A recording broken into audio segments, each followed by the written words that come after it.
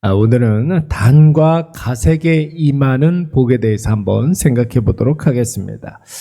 창세기 49장에 나오는 야곱이 이제 아들들에게 하는 축복은 사실 서열대로가 아닙니다. 첫째부터 12번째 아들까지 서열대로 이렇게 축복하는 것이 아니라 사실은 목의 중심입니다.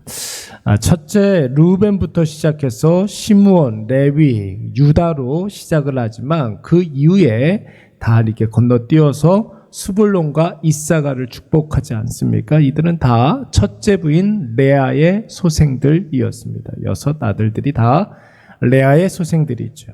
그러니까 오늘 본문의 말씀에 나오는 이 순서는 아내 중심입니다. 레아가 낳은 6 아들들에 대한 축복을 이미 마쳤고, 오늘부터 우리가 보는 이 말씀에서는 첩들이 낳은 아들들이었습니다. 여러분, 야곱의 첩이다 하면 누구를 의미하는 것입니까? 빌하와 실바를 의미하는 것이죠. 라헬이 언니 레아만 자녀를 낳는 것을 시기하여서 자기의 몸종 빌하를 이제 야곱에게 넣어서 빌하를 통해서 단과 납달리라는 아들을 얻습니다. 이에 질세라 레아가 자신의 몸종 실바를 통해서 얻은 아들들이 바로 갓과 아셀이 되는 것이죠. 오늘 본문의 말씀에서는 단, 갓, 납달리, 아셀, 납달리 이런 순서로 축복을 하고 있습니다. 여러분, 목의 중심으로 보면 단과 납달리가 빌하의 소생들이었고 갓과 아셀이 실바의 소생들이었습니다. 여러분 16절 말씀에 보면은 단에 대한 야곱의 예언이 나오고 있는데 그의 백성을 심판하리로다 이렇게 이야기하고 있습니다. 단이 심판의 도구로 쓰임 받겠다 이런 뜻이 아닙니다. 여러분 그 이후의 말씀을 보면은 단은 길섭의 뱀이다. 그리고 샛길에 갑자기 나타나는 독사다. 이렇게 이야기하면서 말굽을 물어서 그 탄자를 뒤로 떨어뜨리게 하는 자로다. 말탄자를 떨어지게 하는 자라고 했습니다. 한마디로 말하면 이 단 때문에 이스라엘에 큰 어려움이 닥치게 될 것이다. 이런 의미의 이야기를 하고 있는 것입니다. 그래서 18절 말씀에 보면은 뭐라고 그랬냐면 여호와여 나는 주의 구원을 기다리나이다. 단지파를 생각할 때 하나님 답이 없습니다. 전혀 어떤 회생의 기회가 없습니다. 오직 하나님의 구원만이 우리가 기다립니다. 뭐 이런 뜻의 탄식을 하고 있는 것입니다. 마치 예수님이 가룟 유대에 대해서 뭐라고 탄식했습니까? 차라리 이 사람은 나지 않는 것이 너에게나 세상에게나 좋았을 뻔했다. 이 탄식하고 비슷한 탄식이었던 것입니다. 실제로 단지파는 여러분 이스라엘 12지파 중에 참된 하나님을 따르지 아니하고 나름대로 하나님 우상을 만들어가지고 하나님 우상을 만들어서 섬기던 사실 2단 지파였어요. 12개 지파들 중에도 모든 우상과 모든 정말로 이렇게 희한한 어떤 우상들은 다 이 단지판에서 나왔습니다. 사사기 말씀에서 이렇게 보면은 사사 이야기가 마무리되고 17장부터는 부록편처럼 이제 사사 시대가 얼마나 영적으로 암울했는지를 보여주는 2개의 사건이 나오고 있습니다. 그 중에 17장, 18장이 단지파에 관한 그런 에피소드입니다. 미가라는 사람이 우상을 하나 만들었어요. 하나님 우상을 만든 거예요. 우상을 만들어서 이것이 하나님이다. 이렇게 이야기를 한 거예요. 그리고 나서 레위 지파 출신의 어떤 사람을 어용 제사장으로 삼아서 그 우상을 통해서 점치고 구슬하기 시작했습니다. 그런데 여러분 때마침 단지파가 하나님께 배정받은 땅이 마음에 들지 않아서 다른 땅을 알아보고 있었던 거예요. 여기서부터가 문제죠. 하나님께서 분명히 땅을 배정해 주셨는데 그 땅이 마음에 들지 않는 거예요. 왜냐하면 단지파가 배정받은 그 땅에는 아모리 족속이 살고 있었습니다. 여러분 어마무시한 그런 강력한 민족이 살고 있으니까 단지파가 지레 겁을 먹고서 이 땅은 우리가 차지할 수가 없겠다. 다른 땅을 한번 좀 찾아보자 하고서 여러분 오늘 이 미가의 우상 앞에 점을 치게 됩니다. 좋은 땅을 좀 점지해 주십시오. 또 그렇게 요청을 받으니까 이 미가가 제사장을 통해서 이제 점을 쳐주게 된 저 북쪽에 올라가면 갈릴리 저쪽으로 올라가면은 소라와 에스다올이라는 땅이 있습니다. 거기 가가지고 차지하십시오. 그 말대로 북쪽 땅을 소개시켜줘서 그 땅으로 올라가서 무주공산인 그 땅을 차지하게 됩니다. 근데 단지파가 가만히 이렇게 생각을 해보니까 이 우상이 너무 용하거든요.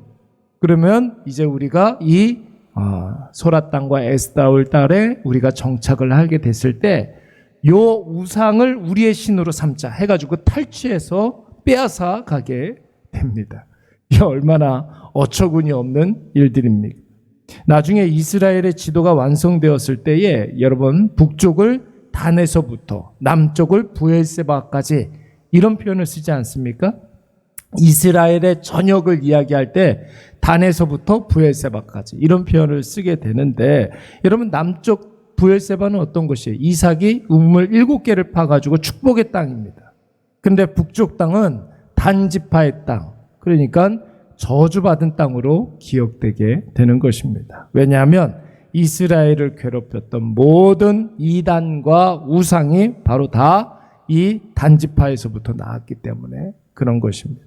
그렇다면 여러분 오늘 야곱의 이 예언을 한번 보십시오. 단은 이스라엘 전체의 아픈 손가락이 된다라는 것이 이단의 시작, 우상의 시작, 적그리스도의 상징, 그야말로 길섭의 뱀, 여러분 샛길에 갑자기 나타나는 독사, 말탄 자의 그 말을 물어가지고 말탄 자를 떨어뜨리는 자, 이스라엘을 공경에 빠지게 하는 사람이라는 것입니다. 우리나라에도 여러분 수많은 이단들이 있잖아요. 그렇죠? 엄청나게 많은 기독교 이단들이, 사이비들이 굉장히 많이 있습니다. 근데 여러분 가만히 이렇게 보면은 다 비슷비슷해요. 그 시초가 어디 있냐면 여러분 혹시 아십니까? 신앙촌 하면은 생각나는 사람. 박태선 장로. 여러분 그 사람 원래 스스로가 목사가 된 사람이 아니라 장로였어요. 장로.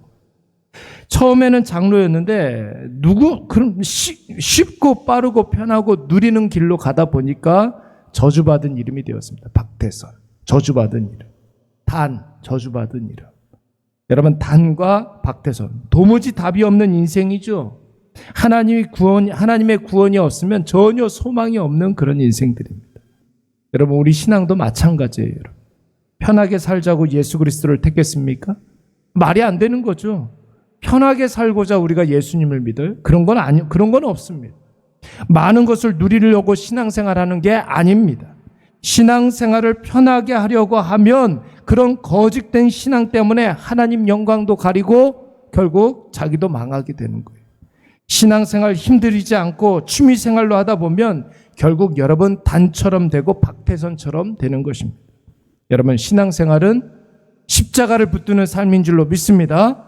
거친 주의 십자가 우리가 확실히 붙잡고 예수 그리스도께서 가신 그 생명의 길을 예수님과 함께 예수 그리스도의 가르침대로 살아가다 보면 여러분 그 길이 십자가의 길, 영광스러운 길이 되는 줄로 믿습니다. 나는 죽고 예수는 살고, 이것이 바로 우리의 신앙이라는 거예요. 그 길이 광야길일 수도 있죠. 거친 황무지일 수도 있습니다. 그러나 결국 축복의 땅 브엘세바가 되고 약속의 땅 헤브론, 평화의 땅 예루살렘이 될 줄로 믿습니다. 그런데 여러분 다음으로 나오는 아들을 한번 보십시오. 갓지파예요. 왜 여러분 빌하가 낳은 소생과 실바가 낳은 소생을 이렇게 섞어서 지금 이야기하고 있습니까? 단은 그런 존재였지만 갓은 그렇지 않았다라는 거예요. 여러분 단은 어떤 존재였습니까? 말씀대로 살지 아니하고 쉽고 빠르고 편하고 누리는 길로 갔어요. 말씀대로 할지 알고. 근데 갓은 달랐습니다. 여러분 19절 말씀에 보면 뭐라고 그랬습니까? 추격을 받으나 도리어 그들을 추격하리다. 여러분 성경에서 역전의 놀라운 역사는 언제 일어납니까? 내 힘 의지하지 아니하고 말씀 붙잡았을 때 여러분 역전이 일어나는 줄로 믿습니다. 마음대로 살지 아니하고 말씀대로 살면 역전이 일어나는 거예요. 역전이 일어나. 모래 위에 집을 지으면 여러분 빠르고 쉽잖아요. 그렇죠? 모래 위에 그냥 이렇게 기초를 다지지 아니하고 집을 지으면 빠르고 쉬워요. 그런데 여러분 반석 위에 집을 짓는 사람은 얼마나 더딘지 모릅니다. 그런데 여러분 그 차이는 언제 나타납니까? 비가 오고 창수가 나고 바람이 불고 풍랑이 일면 여러분 그 차이가 분명하게 나는 거예요.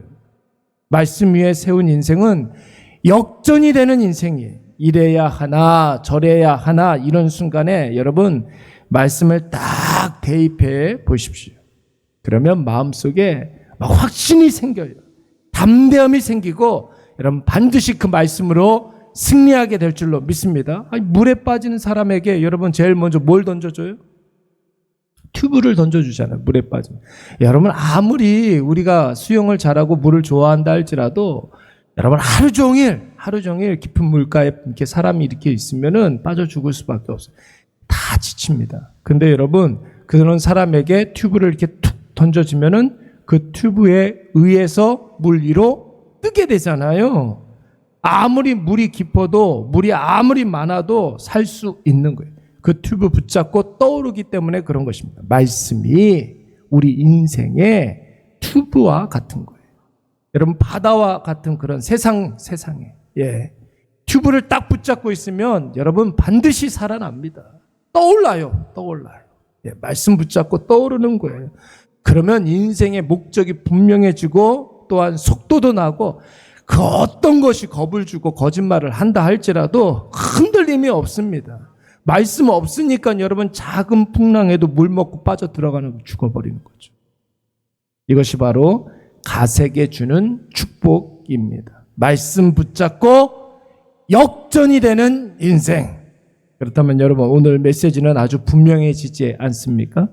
단은 말씀 버리고 쉽고 빠르고 편하고 누리는 길로 갔습니다. 그래서 이스라엘 전체에 아주 질병과 같은 그런 존재가 암적인 그런 존재가 되어버리고 맙니다.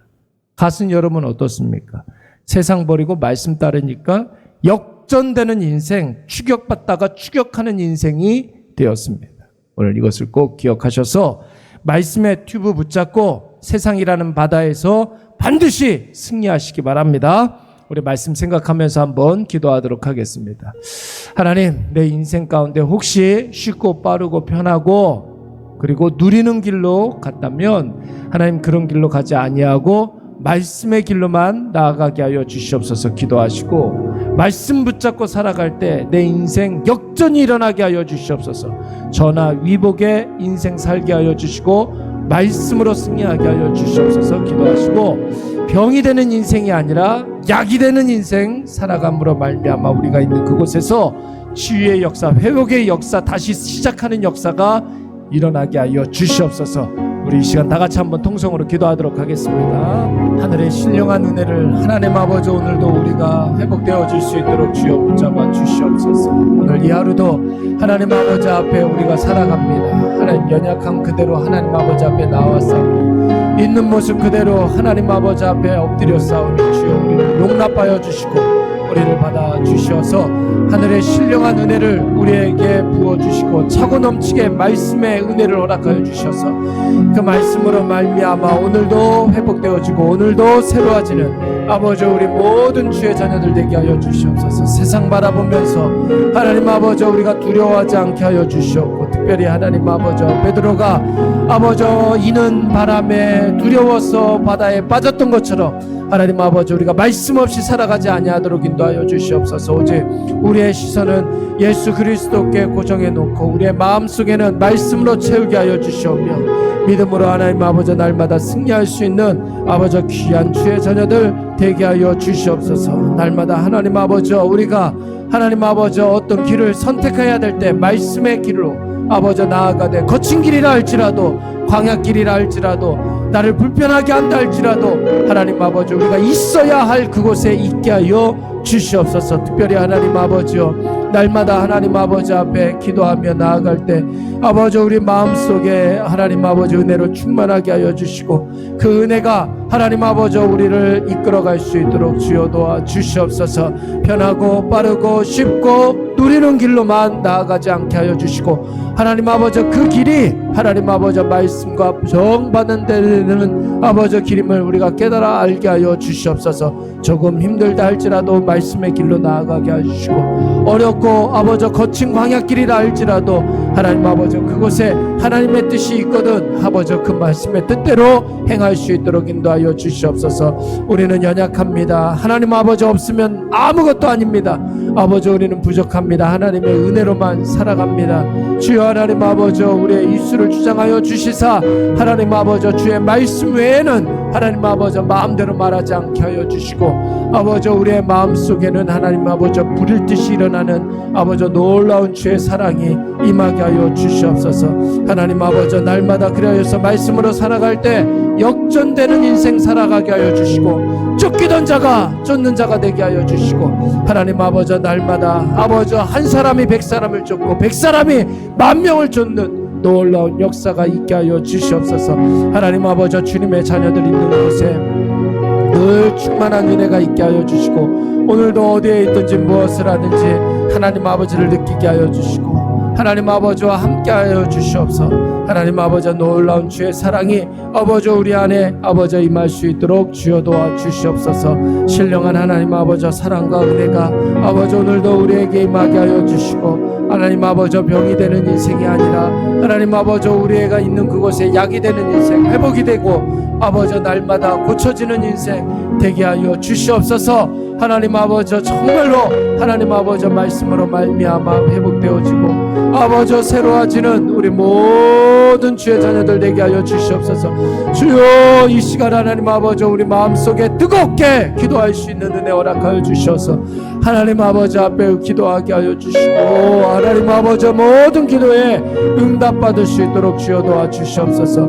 오직 하나님만 아버지 바라봅니다. 하나님 아버지만 의지합니다. 날마다 하나님 아버지 앞에 더 가까이 나아갈 때 주여 우리의 마음속에 성령으로 충만하게 하여 주시고, 하나님 아버지 우리 마음속에 믿음으로 충만하게 하여 주시옵소서. 하나님 아버지 사랑으로 충만하게 하여 주시고, 아버지 오직 우리가 살아가는 어간 아버지 말씀과 은혜와 믿음으로만 살아갈 수 있도록 주여 도와 주시옵소서.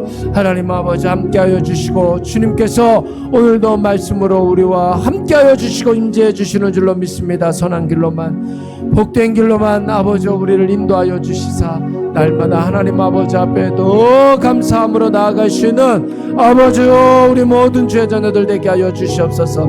하나님 아버지 해외에 나가 있는 우리 모든 일의 지체 하나님 아버지 함께 하여 주시옵고, 그곳에서 하나님 아버지 목적했던 모든 것들을 잘 감당할 수 있도록 인도하여 주시고, 몸 아파 신음하는 우리 모든 아버지 성도들, 연로하신 성도님들 하나님 아버지 능력에 능력을 더하여 주시옵고, 하나님 아버지 정말로 지치지 아니하고 그 마음속에 아버지 기쁨과 감사가 늘 샘솟듯이 일어날 수 있도록 인도하여 주시옵소서. 어린 자녀들 하나님 아버지 그 마음속에 말씀이 심겨지게 하여 주시고, 어렸을 적부터 살아계신 하나님 고백하며 전능하신 하나님 아버지 앞에 감사함으로 나아갈 수 있도록 주여 하나님 아버지 인도하여 주시옵소서.